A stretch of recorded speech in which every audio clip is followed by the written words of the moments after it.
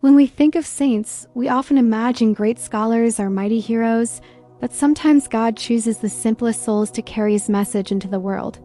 Saint Catherine Labouré is one such soul, a humble nun whose quiet obedience and faith brought forth a powerful symbol of grace, the Miraculous Medal. Catherine was born in 1806 in a small farming village near Paris, France.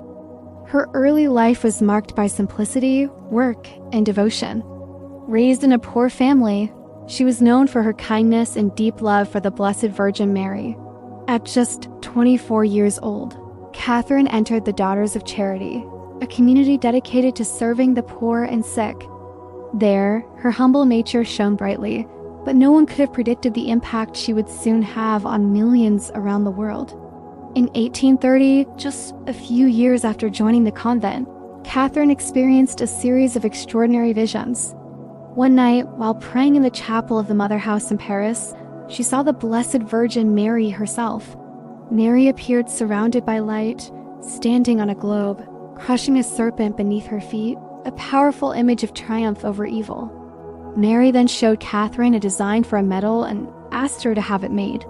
This medal, Mary explained, would bring graces and blessings to those who wore it with faith.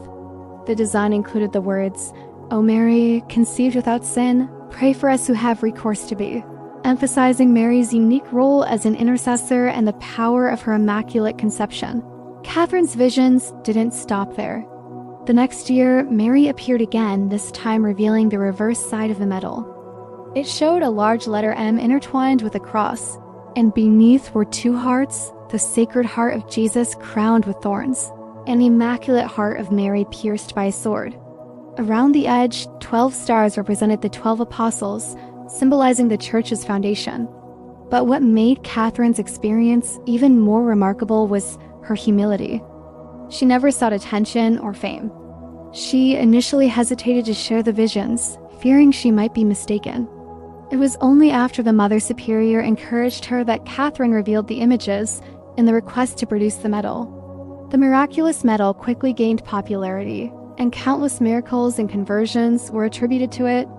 People found hope and healing simply by trusting in Mary's loving intercession. The medal became a symbol of God's mercy and Mary's maternal care. Saint Catherine's life after the visions was quiet and unassuming. She continued her work with the sick and poor, remaining faithful to the daily routine of prayer and service. She never sought recognition for her role in the medal's creation, living in humble obscurity until her death in 1876, yet her legacy endures. The Miraculous Medal remains one of the most beloved sacramentals in the Catholic Church, reminding us all of the power of grace, faith, and humble obedience. Saint Catherine Labouré teaches us that holiness does not always come with grandeur. Sometimes, it's found in the quiet acts of faith and trust, like a simple sister who listened to God's call and changed the world through the gift of a medal. In a noisy, complicated world, Saint Catherine's story reminds us that God often works through the humble and the meek, that even the smallest acts of faith can bring miracles, and that Mary's loving presence is always near, ready to intercede for those who seek her help. May we, like Saint Catherine Labouré, open our hearts to God's gentle call, embracing humility and trust, and become vessels of grace in our own lives.